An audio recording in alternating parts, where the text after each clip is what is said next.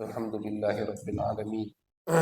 Wa bihi nasta'in ala umuri dunya waddin. Sallallahu ala sayyidina Muhammad khatamin nabiyyin wa ala alihi wa sahbihi ajma'in. Rabbi shrah li sadri wa yassir li amri wahlul 'uqdatam min lisani yafqahu qawli. Subhanaka la ilma lana illa ma 'allamtana innaka antal alimul hakim. Allahumma salli wa sallim على سيدنا محمد الفاتح لما أغلق والخاتم لما سبق ناصر الحق بالحق والهادي إلى صراطك المستقيم وعلى آله حق قدره ومقداره العظيم. أما بعد, sebelum kita mulai baca Ibn Majah, kita arang. Sebelum kita mulai baca daripada hadis Ibn Majah, kita baca sedikit daripada tarjamah biografi Al-Imam Ibn Majah. Huwa Abu Abdillah Muhammad bin Yazid. Jadi nama beliau Muhammad bin Yazid Ar-Raba'i Al-Qazwini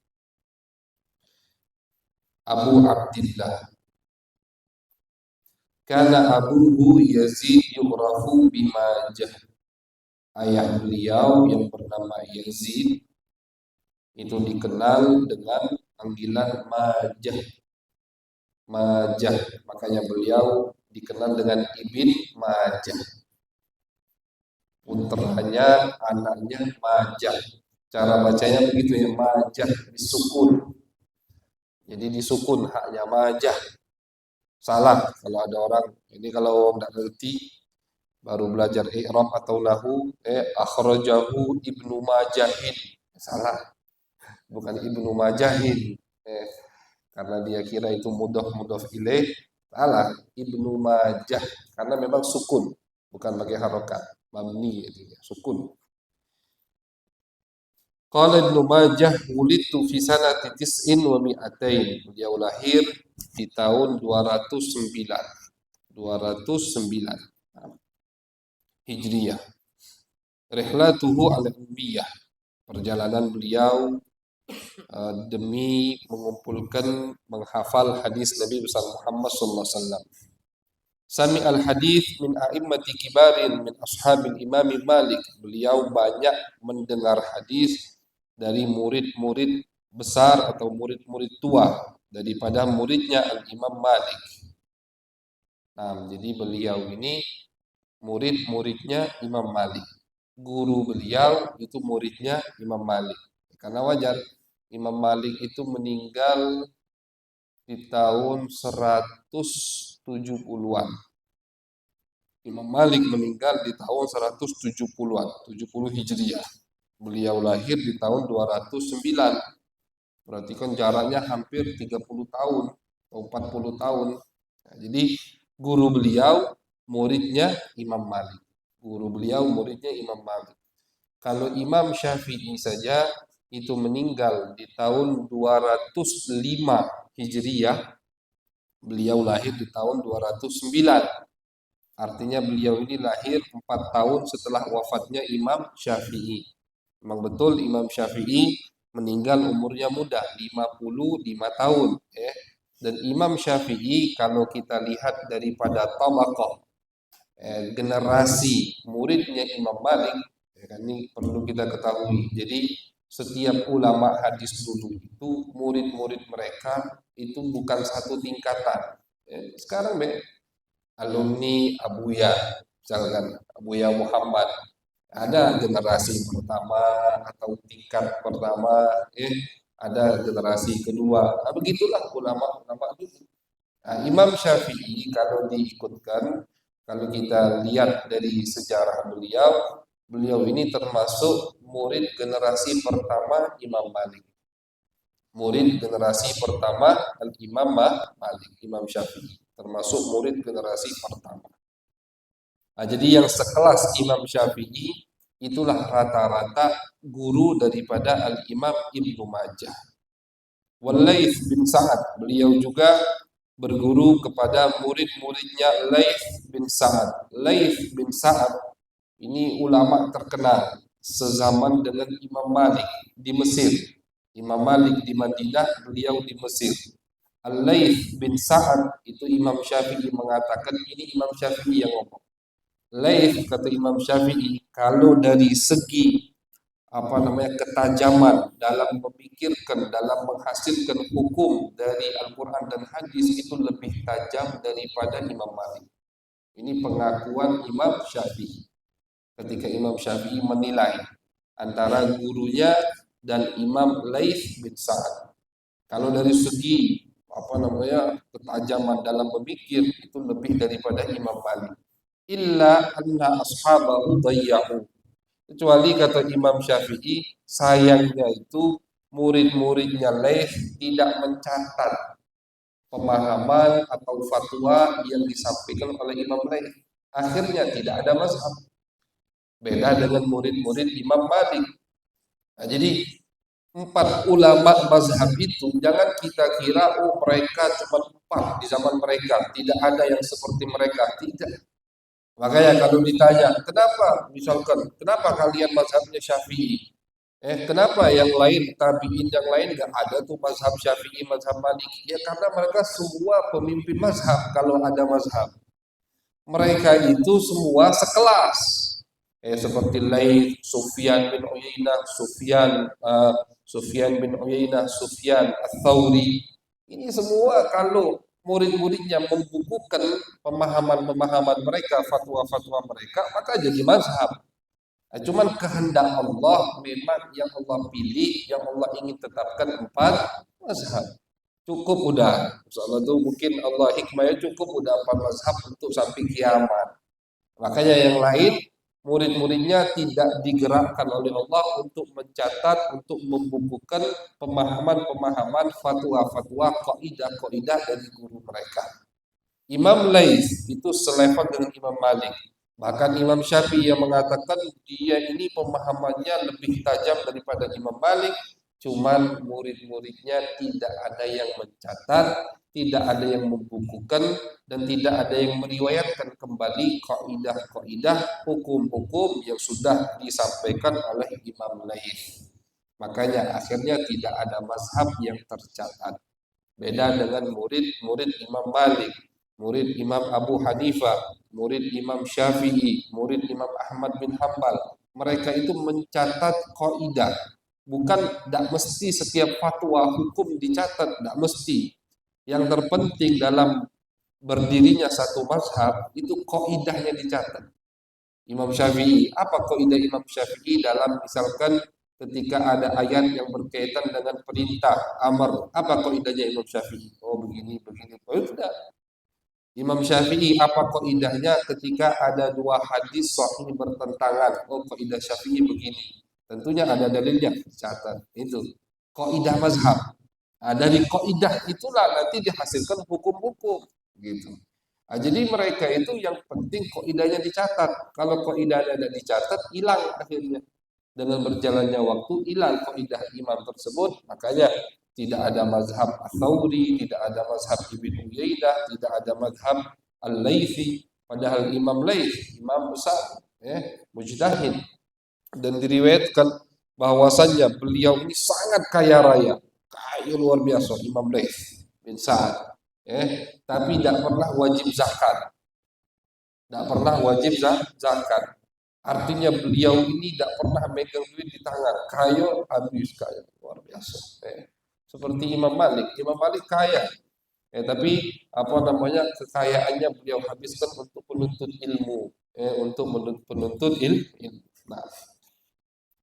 Al-Imam Ibnu Majah, beliau sami Abi Khurasan, beliau mengunjungi Khurasan, Al-Iraq, beliau masuk ke Irak. Beliau dari Qazwin. Qazwin ini daerah Afrika. Kalau sekarang kalau tidak salah masuk ke Maroko, Qazwin, masuk ke Maroko. Beliau sampai ke Khurasan, beliau sampai ke Irak, beliau ke Hijaz, beliau ke Mesir, beliau ke Syam, wa ghairiha minal bilad. semua banyak. Dan beginilah ulama hadis ya. Ulama hadis itu jarang yang tidak keluar dari tempat. Ya, apalagi ulama-ulama dulu. Makanya al-imam banyak ulama yang mengarang rihlat atau rahalatul ulama, perjalanan para ulama dalam dalam mengumpulkan hadis baginda Nabi besar Muhammad Sallallahu Alaihi Wasallam. Jadi mereka itu kadang sampai meninggalkan anak bini, seperti yang pernah kita ceritakan, murid daripada Imam Malik, uh, Ibnul Qasim. Nah, Ibnul Qasim ini riwayat muwatta'nya yang kita baca di tahun pertama. Nah, itu beliau baru kawin akhirnya dari Afrika, meninggalkan beliau lagi hamil, tidak tahu ya. Kata beliau, bininya nak ditinggal ke ini ya, kau bebas, mau kawin lagi aku ceraikan, kau tidak kalah aku ceraikan, sudah. Bininya tidak kalah diceraikan, sudah, ditinggal oleh, dikasih pilihan, tidak ada zalim, tinggal 18 tahun dapat 18 tahun. Setelah 18 tahun, Al-Imam Ibnul Qasim lagi baca atau lagi mutolaah di Masjid Nabawi. Beliau ke Masjid Nabawi, beliau ini berguru dengan Imam Malik, belajar 20 tahun. Nah, ketika beliau baru 18 tahun lagi belajar di Masjid Nabawi, tiba-tiba ada anak muda Afrika, hitam. Kata dia, ayyukum Ibnul Qasim, mana di antara kalian yang Ibnul Qasim namanya? Aku, ana waladuk, aku anakmu. Anaknya sampai datang. Aku anakmu. Dan tahunya pasti tinggal, istrinya lagi hamil, dan lahirkan seorang putra, akhirnya putranya nyusul bapaknya lagi belajar di Masjid Nabawi bersama Al-Imam Malik. Ini perjuangan ulama. Ini jangan kita anggap enteng, dan perjalanan dulu bukan cak sekarang. Sekarang walaupun ke Amerika 24 jam pun pesawat apa? Pesawatnya VIP lemah, walaupun 24 jam di ujung dunia bisa, tetap masih nikmat lah istilahnya. Perjalanan dulu, keamanannya belum aman, takut mungkin dirampok, bandit banyak, begal banyak. Dari dulu banyak begal. Terus perjalanan jauh, tidak tentu arah, tetap mereka jalan demi mengumpulkan hadis baginda Nabi besar Muhammad sallallahu alaihi wasallam. Safahat min sabril ulama. Al-Imam Abdul Fattah Abu Ghuddah, beliau punya satu karangan. Ini beliau ngomong, aku mengumpulkan kitab ini 40 tahun. Isi dari cerita-cerita yang beliau dapatkan ketika nuntut ilmu. Dapat cerita, beliau masukkan lagi. Belajar dapat muhaddis terkenal, baru juga meninggal, atau bukan lama. Jadi muridnya masih ada. Syekh Muhammad Awwamah itu muridnya daripada Abdul Fattah Abu Ghuddah, ulama Syam. Ini beliau mengumpulkan satu kitab. Semuanya isi safahat, lembaran, membuktikan min sabril ulama, bagaimana sabarnya ulama hadis dalam mengumpulkan hadis baginda Nabi besar Muhammad sallallahu alaihi wasallam. Ini kita wanita kalau tahu bagaimana mujahadah ulama, paling tidak mulut kita ini tidak lancang, tidak kurang ajar kepada mereka, tidak gampang untuk meremehkan mereka dalam usaha upaya mereka mengumpulkan hadis baginda Nabi besar Muhammad sallallahu alaihi wasallam. Sana'ul ulama alaih, pujian ulama kepada Al-Imam Ibnu Majah, banyak pujiannya. Salah satunya adalah Al-Imam Al-Hafidh Al-Mizzi, beliau mengatakan, beliau ini Al-Imam Ibnu Majah dzut tasanif an-nafi'ah, adalah ulama yang memiliki banyak karya-karya yang bermanfaat, warrihlah al-wasi'ah, dan beliau terkenal banyak perjalanannya. Jadi sering keluar untuk mengumpulkan hadis Nabi besar Muhammad sallallahu alaihi wasallam. Al-Imam Abu Ya'la Al-Khalili mengatakan thiqatun kabir. Beliau ini thiqah, bisa dipercaya, muttafaqun alaih, disepakati oleh ulama, muhtajjun bihi, bisa dijadikan argumen, bisa dijadikan dalil. Seorang daripada Al-Imam Ibnu Majah, lahu ma'rifatun bil hadis wa hifdzin.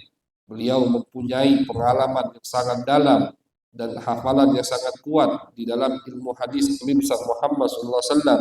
Walahu musannafat, beliau punya karangan-karangan fi sunan dalam kitab hadis, wa tafsir, punya tafsir, wa tarikh, kitab sejarah. Wa kana arifan bihadza syan, dan beliau menguasai ilmu ini, yaitu ilmu hadis Nabi besar Muhammad sallallahu alaihi wasallam. Al-Imam Ibnu Majah meninggal di hari Senin dan dikuburkan di hari Selasa di Qazwin, ya, di Qazwin di bulan Ramadan di tanggal 22. Nah, di tanggal 22 bulan Ramadan tahun 273 Hijriah. 273 Hijriah. Berarti umur beliau udah sampai 70 tahun, 60 tahun. Udah hampir 60 malahan. Udah sampai 60 tahun. Al-Imam Ibnu Majah. Kitab beliau yang kita baca, itu kitab beliau ini Sunan Ibn Majah. Kenapa urutannya berada di posisi ke-6? Pertama, memang kitab beliau ini Sunan Ibn Majah adalah sunan terakhir yang dimasukkan ke grup kitab 6 ini. Dulu, ya, yang pertama kali memasukkannya, yang pertama kali mengatakan ada kutubus sittah, sebelum zaman ulama ini namanya kutubul khamsah, 5 kitab, bukan 6 kitab. Siapa yang pertama kali memasukkan Sunan Ibn Majah ke grup kutubul khamsah, Bukhari, Muslim, Tirmizi, Abu Dawud, Nasai, adalah ulama yang bernama Al-Hafidh Ibnu Thahir Al-Maqdisi. Al-Hafidh Ibnu Thahir Al-Maqdisi, beliau ulama di abad ke-6, meninggal di tahun 507 Hijriah.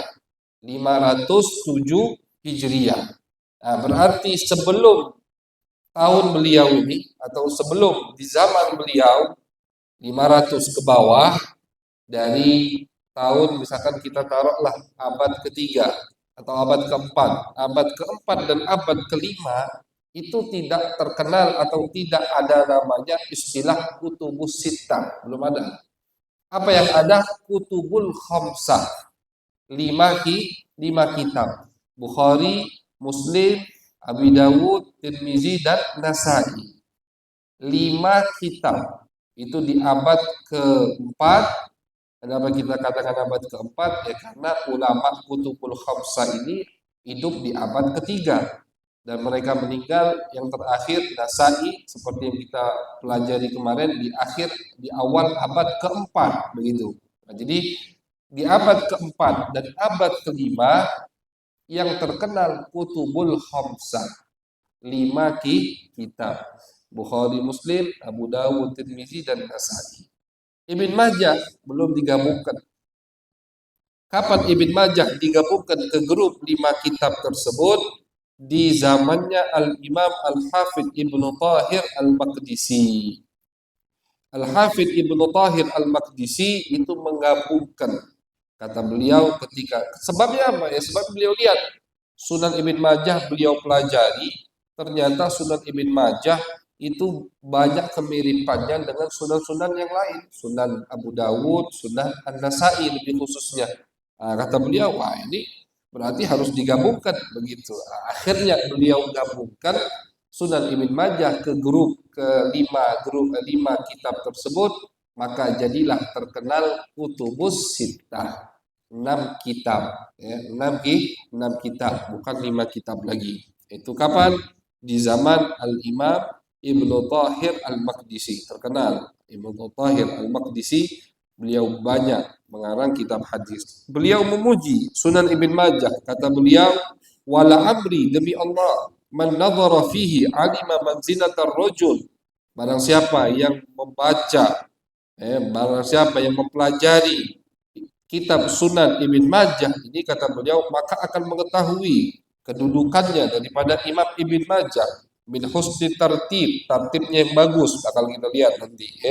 Kata beliau, Ibn Thahir memuji Sunan Ibn Majah, tartibnya bagus, wa ghazaratil ilmi, ilmunya yang banyak beliau letakkan dalam kitab ini, wa qillatil ahadits, tidak banyak menyebutkan hadis, maksudnya tidak banyak menyebutkan riwayat, wa tarkit tikrar, dan tidak banyak mengulangi hadis. Tentunya semua ada plus minusnya atau ada faedahnya. Seperti kemarin Sunan Nasai banyak mengulangi periwayatan hadis, ya, untuk orang yang misalkan ada orang yang pengen ketemu psiko hadis bosan mungkin kalau baca Sunan Nasai. Nah, berarti cari kitab yang tidak banyak pengulangan hadis. Begitu. Tapi ada orang tidak, dia memang pengen menguasai atau mendengar semua riwayat hadis yang berkaitan dengan masalah ini. Ada kitab Sunan An-Nasai begitu. Jadi ulama ini udah Allah siapkan semua untuk kita. Yang pengen dengar satu hadis langsung tanpa banyak pengulangan, ada kitabnya. Yang pengen misalkan dengar banyak riwayat hadis agar menambah wawasannya, juga ada kitabnya. Bahkan ada mukhtasarnya, begitu. Nah, lebih gampang lagi. Nah, jadi kata beliau itu kitab luar biasa. Akhirnya sama Imam Ibn Tahir Al-Maqdisi dimasukkanlah Sunan Ibn Majah ke grup 5 tersebut, maka timbullah istilah baru kutubus sittah.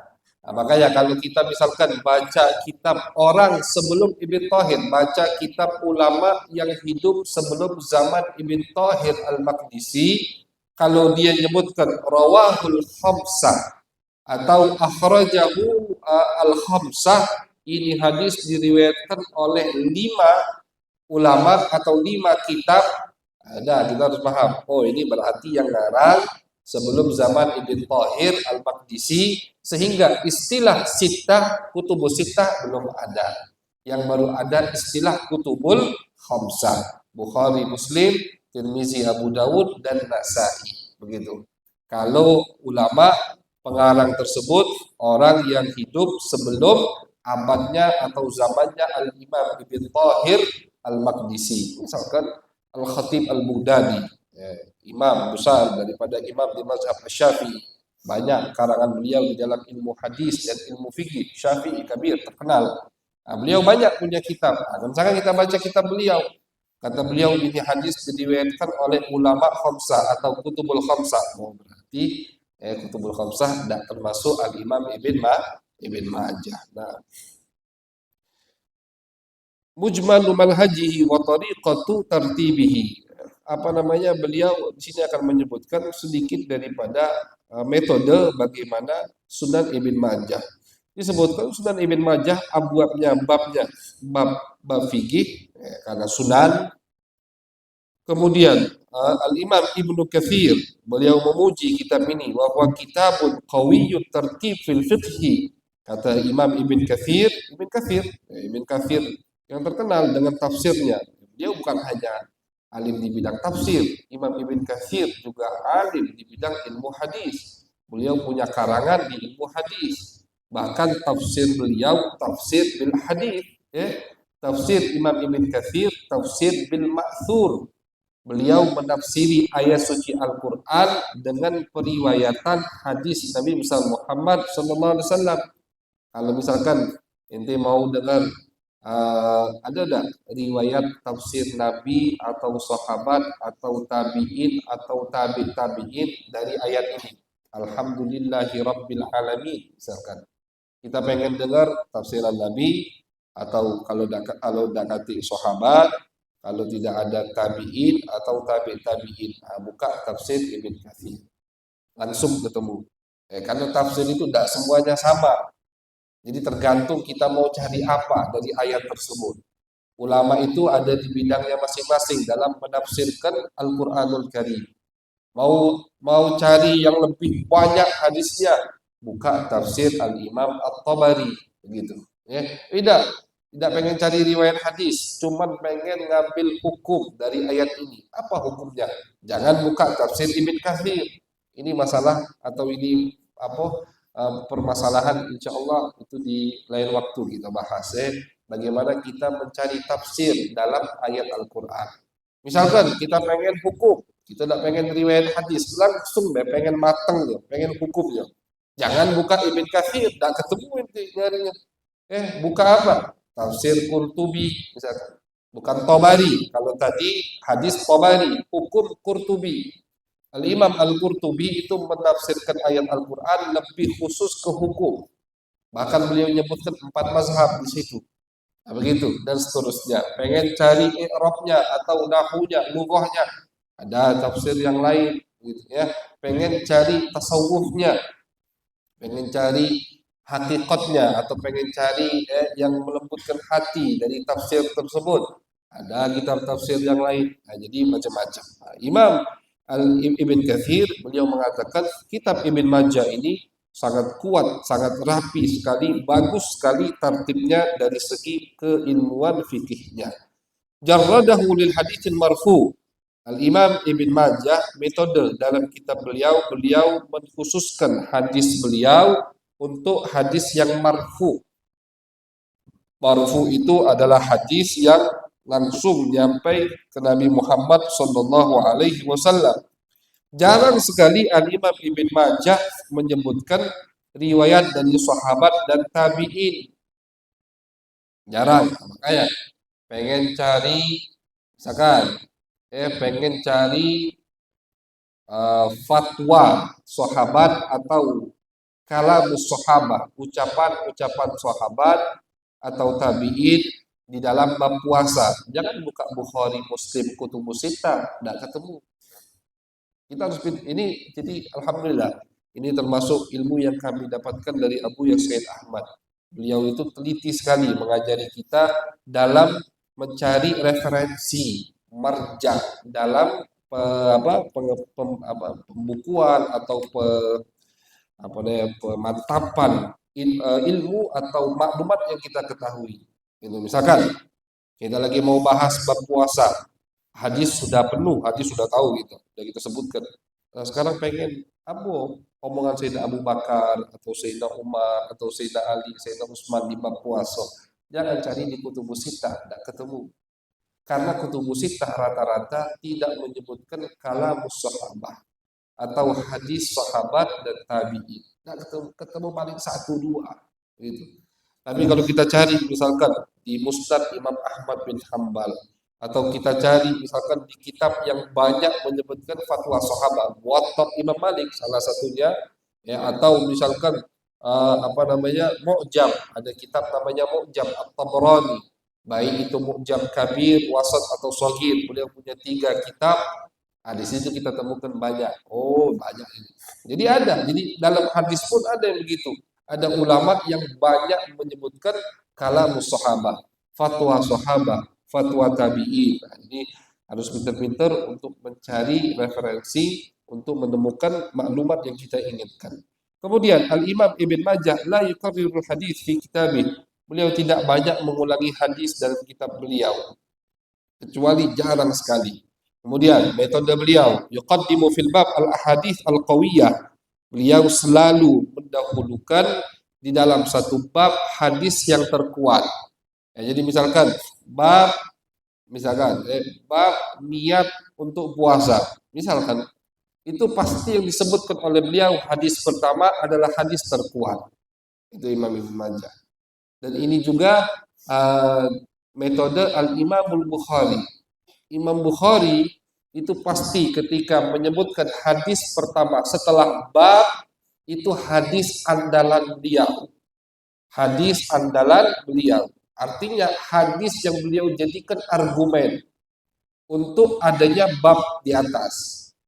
Ya, karena seperti yang kita bahas Imam Bukhari itu dalam membuat atau memberi judul bab itu hukum. Bab Bukhari, bab ya. Nah, bab itu hukum. Beliau ketika membuat satu bab judul itu hukum. Ada hukumnya di situ. Dari mana beliau ambil bab itu hukumnya? Dari hadis setelahnya. Itu Bukhari. Jadi ketika beliau menyebutkan misalkan bab boleh kita begadang di waktu malam. Itu Bukhari ini contohnya. Bab boleh begadang di waktu malam. Ada bab ini. Hadis pertama itu dalil untuk beliau membuat bab tersebut. Boleh begadang di waktu malam. Maka yang pertama kali beliau sebutkan hadis pertama, itulah dalilnya. Dan itu tidak bisa diganggu hadis itu. Artinya tidak bisa dikritiki. Ulama tidak berani, bahkan bukan tidak berani, tidak bisa mengkritiki. Sahihnya di tingkat paling atas. Adapun Bukhari Muslim yang dikritiki oleh sebagian ulama dan itu pun kritikannya tidak diterima oleh ulama lain, dijawab semua oleh Imam Ibn Hajar misalkan, itu bukan hadisul bab, bukan hadis pertama. Nah, jadi ini termasuk metode ulama. Ibn Majah juga pakai metode itu. Beliau ketika membuat satu bab, maka hadis pertama dari bab itu itulah hadis terkuat. Hadis terkuat begitu. Itu sering diucapkan dengan istilah hadisul bab. Hadisul bab. Hadis pertama dari bab tersebut. Jadi Al-Imam Ibn Majah itu selalu meletakkan hadis terkuat yang beliau miliki di di hadis pertama dari bab tersebut. Kemudian kalau ada hadis yang lemah pasti terakhir. Jadi kayak diurut sama Ibn Majah. Yang terkuat sampai yang paling lemah. Itu kurang lebih metode daripada Al-Imam Ibn Majah dalam pembukuan sunan kitab beliau.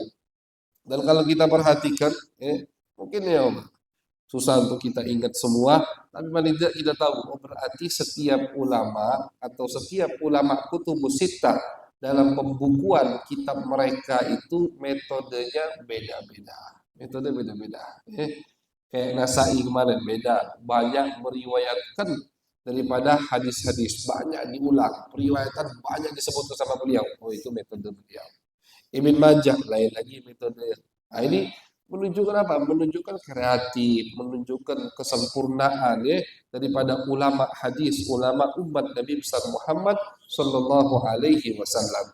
Jumlah hadis di Sunan Ibn Majah 4.341 hadis 4.341 hadis. 4.341 hadis.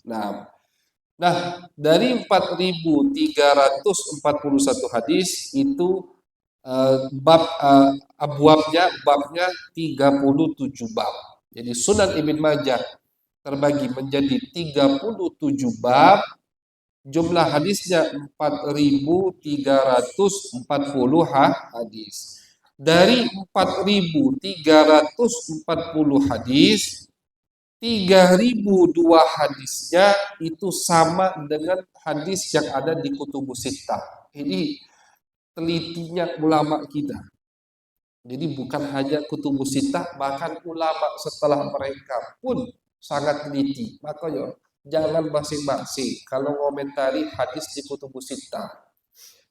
Ini ada orang baru belajar ilmu hadis sedikit, berjenggot sedikit, udah mulai taruh HP depannya komentar, lemah niat, ngatai kutubus sittah. Hati-hati, ulama kutubus sittah ini bukan satu abad, 10 abad lebih jaraknya dari kita, dan selama 10 abad lebih ini itu ribuan ulama yang menerima kutubus sittah.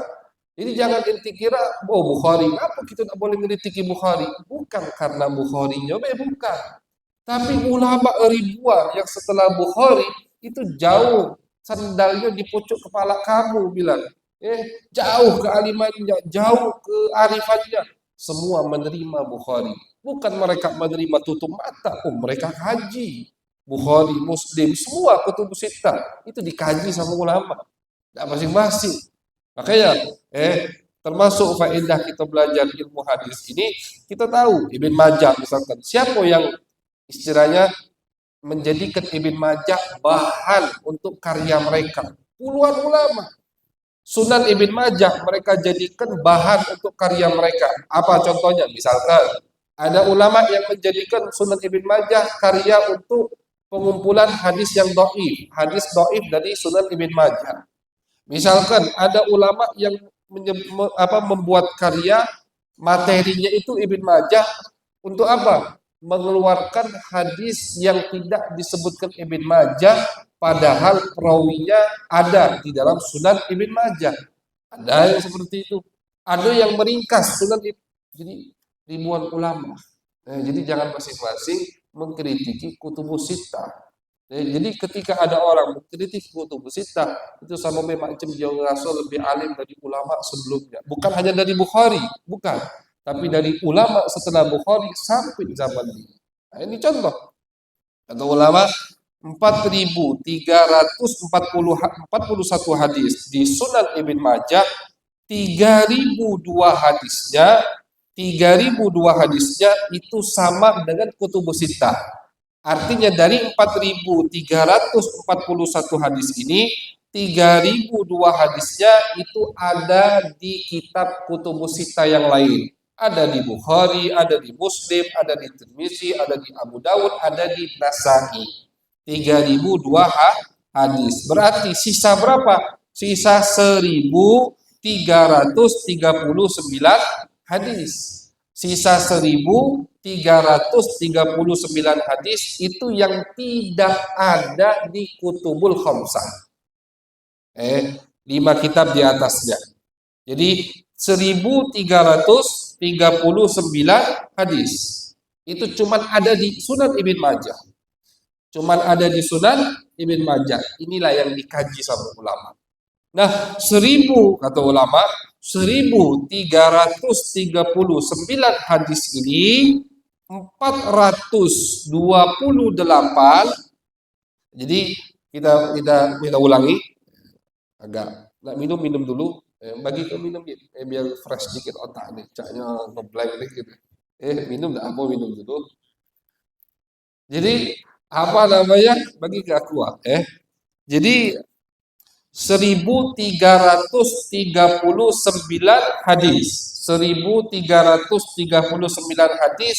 Hadis ini cuma ada di Sunan Ibn Majah, tidak ada di kitab Sunan atau kitab Bukhari Muslim. Di kitab 5 di atas dia itu tidak ganti. Cuma ada di Ibn Majah. 1.339 hadis. Itulah jadi pembahasan ulama. Di situ. Kenapa? Karena kalau sisanya tadi yang 3.002 hadis itu berarti ada di Bukhari, ada di Muslim, ada di Tirmizi, ada di Abu Dawud, ada di Nasa'i. Paling tidak kalau tidak sahih hasan. Hasan artinya ada banyak riwayat sehingga bisa diterima. Nah, yang dipermasalahkan sama ulama hadis yang 1.339 ini. Yang Ibn Majah cuman beliau sendiri meriwayatkannya di kitab Sunan beliau. Di kitab lain khamsah di atas tidak ada yang meriwayatkan daripada 1.339 hadis tersebut. Dikaji sama ulama. 1.339 hadis yang hanya ada di Sunan Ibn Majah, tidak ada di kitab 5 yang di atas. Bukhari, Muslim, Tirmizi, Abu Dawud, Nasa'i. Dikaji sama ulama. Hasil dari kajian ulama 400 dari 1.300 tadi. Dari 1.339 hadis, 428-nya itu rijaluha thiqat, sahihatul isnad. 428 itu sanadnya sahih. Dari 1.339 hadis, 428-nya sanadnya sahih. Kemudian 199-nya sanadnya hasan. Hasan itu di bawah sahih. Kalau sahih 10, hasan bisa 9 atau 8 atau 7, tergantung. Hasan, yang penting masih bisa dijadikan dalil, masih kuat. Jadi 199-nya hasan sanadnya. 613-nya dhaif. 613-nya dhaif, lemah. Kenapa enggak? Begini, mungkin ada yang nanya, Habib, berarti di hadis yang 302 yang ada di kutubul khamsah di atas pasti tidak ada yang dhaif? Belum tentu. Di hadis 302 tadi yang Ibn Majah riwayatkan juga sama dengan 5 orang di atasnya dari kutubus sittah meriwayatkannya, itu tidak mesti tidak ada hadis dhaif dari 302 tadi yang dia sama-sama meriwayatkan dengan ulama khamsah sebelumnya. Tidak mesti kata hadis dhaif. Mungkin ada hadis dhaif dan ada hadis dhaif. Tapi kenapa tidak dibahas sama ulama? Walaupun dhaif, tapi bukan Ibn Majah saja yang meriwayatkannya. Itu masalahnya. Misalkan dari 3002 hadis Sunan Ibn Majah itu kan sama dengan Kutubul Khamsah yang di atasnya. Ada yang dhaif, tidak masalah. Kenapa tidak masalah? Karena bukan cuma Ibn Majah yang meriwayatkannya. Ada misalkan di Abu Dawud juga terbantu. Yang dipermasalahkan sama ulama allazi afradahu Ibnu Majah, yang hanya Ibn Majah meriwayatkannya, itu yang dipermasalahkan sama ulama atau yang dikaji sama ulama, yang hanya diriwayatkan oleh Ibn Majah. Seperti yang kita sampaikan, hadis itu secara umum makin banyak perawinya, makin mantap untuk menerima hadis tersebut. Tapi makin asing perawinya, makin sedikit yang meriwayatkannya, ulama makin hati-hati dalam menerima hadis tersebut. Makanya Al-Imam Ali Zainul Abidin As-Sajjad itu beliau pernah menasihati daripada murid-muridnya, kata Al-Imam Ali, jangan kalian ambil hadis yang gharib, yang aneh-aneh. Nah, beda dengan orang kita zaman sekarang, yang aneh-aneh. Kalau ulama hadis dulu tidak bagus. Jangan ngambil hadis yang aneh-aneh. Kenapa? Biasanya yang aneh-aneh itu nyeleneh. Tahu nyeleneh? Nyeleneh itu menyimpang dari ajaran Nabi besar Muhammad Sallallahu Alaihi Wasallam. Nah, jadi dalam ilmu hadis makin banyak perawi makin kuat, makin sendiri dia makin dipertanyakan, makin dipermasalahkan. Nah, makanya 1339 dari hadis Sunan Ibn Majah itu yang dipermasalahkan oleh ulama. Karena cuma beliau yang riwayatkannya.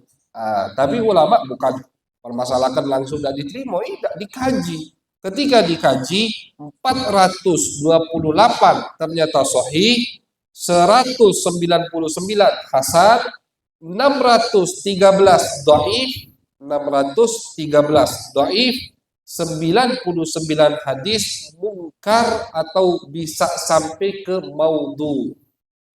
Nah ini 99 wahiyatul isnad au munkarah au makdzubah.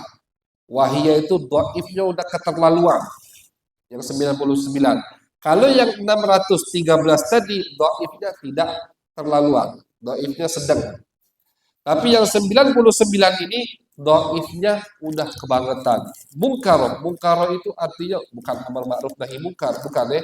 Munkarah itu artinya udah dhaifnya itu udah mendekati ke maudhu.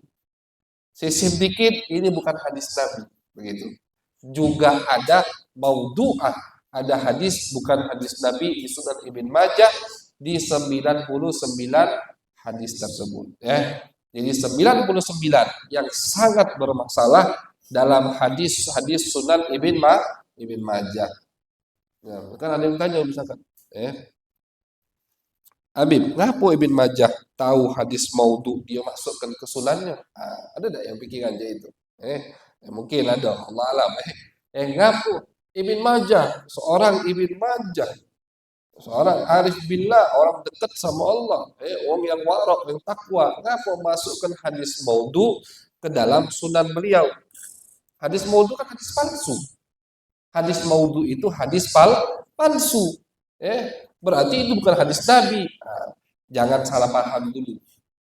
Ketika ulama mengatakan ini hadis maudhu, itu kita harus cari tahu lagi apakah betul itu hadis maudhu, apa perawinya yang maudhu. Beda.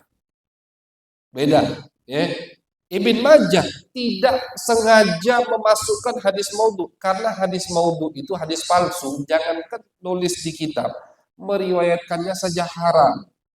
Al-Imam Suyuti dalam kitab Tadribur Rawi, beliau mengatakan itu tahu ini hadis palsu, itu riwayatkan haram, tidak boleh, berdosa. Karena Nabi Dewi yang ngomong, man kadzaba alayya muta'ammidan falyatabawwa maq'adahu minan nar. Kata Nabi, yang sengaja bohong atas nama aku, maka silakan pilih tempatnya di api neraka. Hadis mutawatir ini, bukan sahih lagi, mutawatir. Artinya yang berani dusta dengan pakai nama Nabi, kata Nabi, masuk neraka. Termasuk dusta kepada Nabi, meriwayatkan hadis palsu. Sama baca dusta kepada Nabi. Makanya ulama sepakat haram meriwayatkan hadis palsu kecuali mimba bitta'lim, kecuali lagi belajar atau meriwayatkannya untuk mengingatkan murid-muridnya, hati-hati ini hadis palsu, itu tidak apa-apa.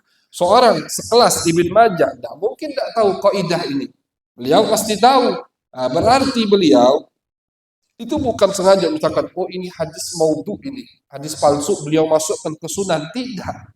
Beliau itu memasukkan nama perawi. Jadi beliau tahu satu perawi, beliau hafal dari hadis dari satu perawi, satu atau dua, cuma satu atau dua. Ini pernah kita bahas waktu Al-Fakir baca Sunan Ibn Majah 2 kali, alhamdulillah, di Mekah, hatam. Pertama dengan Syekh Muhammad Umdah Al-Hanafi, dan dengan Abu Ya Sayyid Ahmad Al-Maliki. Di akhir sebelum pulang, itu hatam Sunan Ibn Majah sama Abu Ya Sayyid Ahmad. 2 kali baca Sunan Ibn Majah, makanya punya kitabnya 2. Karena di sana tiap belajar kitab gratis. Baca lagi, dapat lagi kitab gratis. Tapi Al-Fakir punya kitabnya 2, Sunan Ibn Majah. Nah, jadi kita pernah kaji, pernah bahas di sana. 1 atau 2 perawi yang maudhu di Sunan Ibn Majah. Nah, jadi 1 atau 2 perawi ini yang terkenal atau yang terbukti pernah memalsukan hadis Nabi Muhammad SAW. Ibn Majah tidak tahu itu. Nah, jadi beliau menghafal sanad hadis dari guru ya tadi, 2 orang tadi, beliau riwayatkan. Ternyata setelah itu ketahuan ini perawi pernah memalsukan hadis Nabi besar Muhammad Sallallahu Alaihi Wasallam. Tapi apakah itu hadis yang Ibn Majah riwayatkan maudhu? Pasti, belum pasti. Karena tadi ketika ulama misalkan contoh, fulan, misalkan Salim ini ketahuan pernah memasukkan hadis Nabi sekali, langsung di backlist, langsung centang, udah. Berarti dia ini wadda, pemalsu. Semua riwayatnya dihukumi maudhu. Begitu. Semua riwayatnya dihukumi maudhu. Begitu. Jadi paham ya? Sekali lagi, saya ulangi. Ada perawi namanya Salim. Salim ini ketahuan sekali pernah memalsukan hadis Nabi. Dia ngomong ini qalan Nabi, ternyata bukan qalan Nabi. Langsung seketika semua riwayat Salim tidak diterima. Kalau kitab hadis atau ulama perawi ada yang meriwayatkan nama Salim ini, tidak diterima. Ngapa? Ini hadisnya maudhu. Begitu. Ihtiyatnya ulama. Saking hati-hatinya ulama dalam meriwayatkan hadis Nabi Muhammad SAW. Belum tentu misalkan yang Salim meriwayatkan 100 hadis, bisa jadi 99 hadisnya itu hadisnya betul sampai ke Nabi. Cuma kok yang dia bohong. Tapi karena dia ketahuan sekali bohong, semua hadisnya tidak dipakai. Kecuali kalau ada sanad yang lain meriwayatkan sama dengan hadis Salim. Misalkan Sahih Bukhari meriwayatkan, guru-gurunya Sahih sama dengan hadis Salim. Dan ulama mengatakan, buat apa kita pakai sanad Salim? Ya, pakailah sanad Bukhari. Apa nak pakai sanad orang yang pernah memalsukan hadis Nabi? Begitu. Jadi ketika kita sebutkan, oh ini dalam Sunan Ibn Majah ada hadis maudhu, bukan artinya betul-betul itu hadis palsu, bukan. Tapi maksudnya ada perawi yang ketahuan pernah memalsukan hadis Nabi besar Muhammad Sallallahu Alaihi Wasallam. Ada yang nanya lagi misalkan, Beb, ngapo Ibn Majah ngambil hadis dari pemalsu? Ibn Majah cak kekurangan guru, ngambil guru dari orang yang suka memalsukan hadis Nabi. Jangan kita bayangkan ulama dulu yang memalsukan hadis Nabi itu apa namanya wong ahli maksiat, bajingan misalkan pemabuk. Tidak. Lihat Al-Imam Suyuti dalam kitab Tadribur Rawi ketika menyebutkan banyak dari yang memalsukan hadis Nabi itu ulama-ulama terkenal. Mereka tujuan daripada mereka memalsukan hadis Nabi, kadang tujuannya demi agama, cuma salah. Tujuannya bagus, misalkan ada satu ulama yang bernama Nuh bin Abi Maryam. Beliau ini di atasnya Imam Malik, sezaman dengan atau satu level dengan Imam Malik, sezaman dengan Al Imam Muhammad bin Ishaq. Nuh bin Abi Maryam itu tiba-tiba meriwayatkan setiap fadilah dari surat di dalam Al-Quran. Fadilah surat Al-Fatihah ini. Itu hadis maudhu. Macamnya kita galak tersebar di bulan Ramadan. Doa apa malam sekian, doa malam sekian. Kalau dinisbatkan kepada Nabi, bohong itu. Hadis Nabi mengatakan doa malam pertama, doa malam kedua, doa malam ketiga. Hati-hati. Itu bohong kalau dinisbatkan kepada Nabi, tidak boleh. Tapi kalau ini anjuran ulama, ahlan wa sahlan, tidak apa-apa kita amalkan. Tapi dinisbatkan ke Nabi, hati-hati. Ini kadang kesalahan kita juga yang tidak paham ilmu hadis kadang meriwayatkan hadis yang maudhu, hadis palsu itu tidak boleh. Jadi ada tuh dulu dan sampai sekarang ada beberapa kalau masang status doa malam pertama Ramadan, doa malam kedua, doa malam ketiga sampai malam ke-30. Itu kalau dia katakan hadis Nabi, bohong. Hadis palsu. Kata Nabi tiap malam menunjuk doa untuk malam Ramadan. Jadi Nuh bin Abi Maryam itu dia mengumpulkan, meriwayatkan hadis setiap fadilah dalam surat Al-Quran. Surat Fatihah fadilahnya ini, surat Baqarah fadilahnya ini, sampai surat An-Nas. 114 surat kan, itu ada hadisnya kan singkat-singkat. Murid-muridnya atau ada orang yang bertanya, heran, dari mana itu hadis ini? Jujur dia, ini aku ngarang, bohong. Kantik Nabi menyebutkan setiap surat ada fadilahnya kan?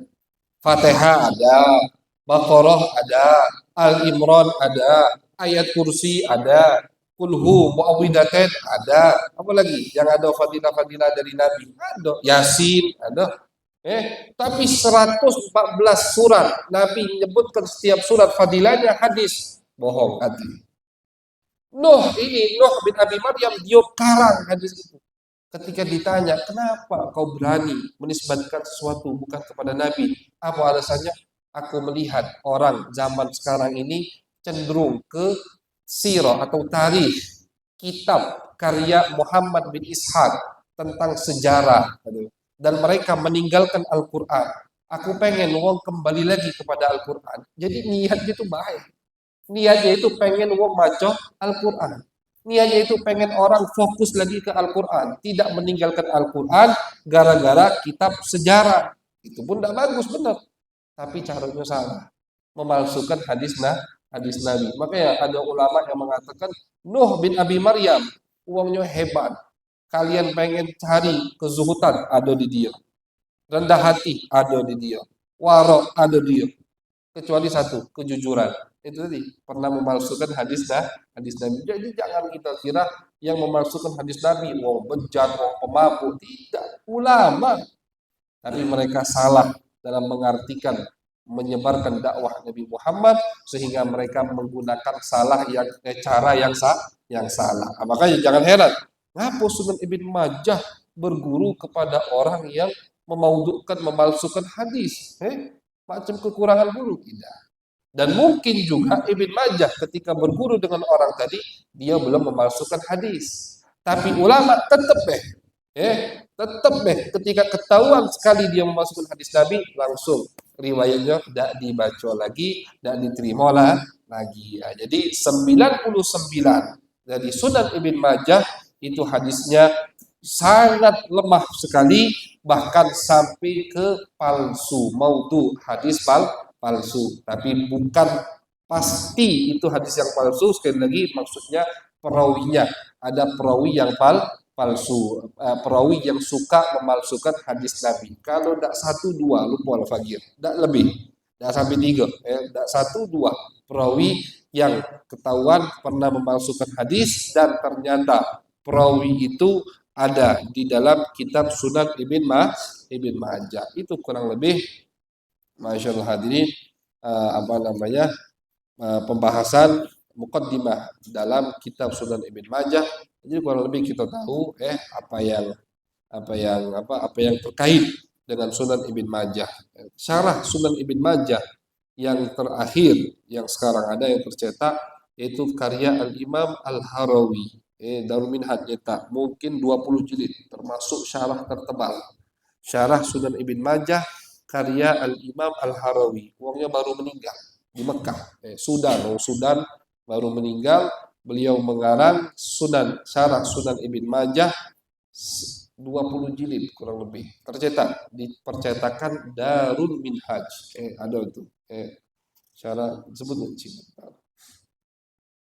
dan disebutkan di sini disebutkan 20 syarah rata-rata syarah ulama ulama baru-baru juga ada yang meninggal tahun 1410, ada yang meninggal 1422, 5 jilid, ada yang 1 jilid, 20 syarah.